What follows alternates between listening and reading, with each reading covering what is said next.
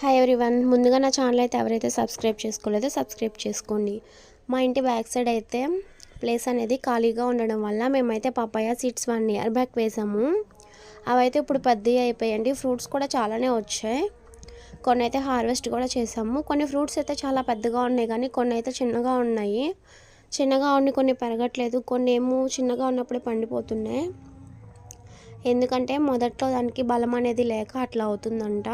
అంటే వాటరింగ్ సరిగ్గా వెళ్ళక, అందుకని చెప్పేసి ఇలా వీటికి పాదుల్లా చేసాము. అలా చేయడం వల్ల వాటర్ ఫుల్గా చేరుతాయి. దానికి కెమికల్స్ ఏమి యూజ్ చేయకుండా ఇలా పండించినవి తినటం వల్ల మనం కూడా చాలా హెల్తీగా ఉంటాము. ఇవైతే చాలా స్వీట్గానే ఉంటాయండి. ఫస్ట్ 2 ఫ్రూట్స్ మాత్రం సాల్టీగా ఉన్నాయి, ఉప్పు ఉప్పుగా. ఏంటి ఇట్లా ఉన్నాయి, ఇలాగే ఉంటాయేమో అనుకున్నాం. కానీ తర్వాత ఫ్రూట్స్ అన్నీ చాలా టేస్టీగా, చాలా తీయగానే ఉన్నాయండి.